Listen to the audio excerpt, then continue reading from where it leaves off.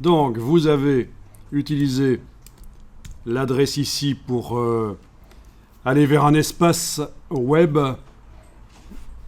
où vous avez téléchargé le dossier Teddybear 10. Donc sur PC, ça vous a mis un zip que vous avez dû dézipper par clic droit, 7zip, extraire ici, quelque chose du genre, clic droit, 7zip en fait, extraire ici. Sur Mac, il suffit de double-cliquer sur le zip, ça crée un fichier décompressé à côté.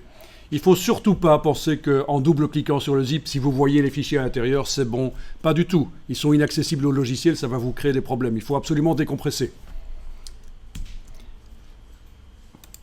Et donc, vous avez un dossier Teddybear 10 qui doit ressembler à ceci.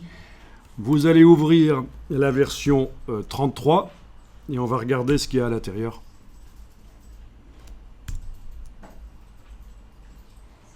Bien.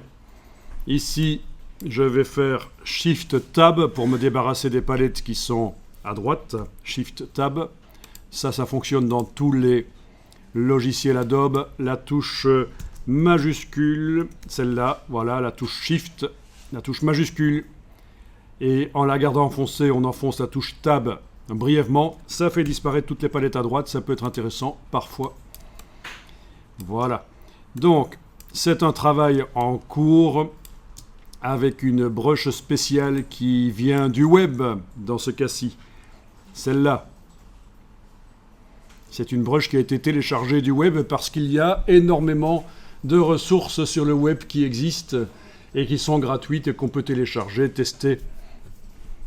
Alors, première chose qui va être faite ici, déjà quand j'essaye avec la flèche noire de sélectionner ici la ligne, ça ne fonctionne pas. Est-ce que ça fonctionne chez vous?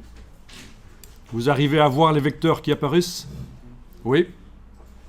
Moi, je ne les vois pas et pourtant j'arrive à bouger la ligne. C'est parce que précédemment, j'ai demandé que les vecteurs n'apparaissent pas. Même quand un objet est sélectionné, les vecteurs n'apparaissent pas. Vous voyez, je bouge les objets ici. Je fais CTRL Z, enfin commande Z sur le Mac.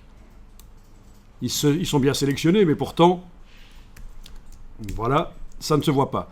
Donc ici, je vais aller dans le menu Affichage et demander d'afficher le contour de sélection. Donc c'est une petite astuce, ça, pour bien voir ce qu'on fait quand on paramètre des brushes, pour ne pas être parasité par les vecteurs qui apparaissent sur les formes sélectionnées.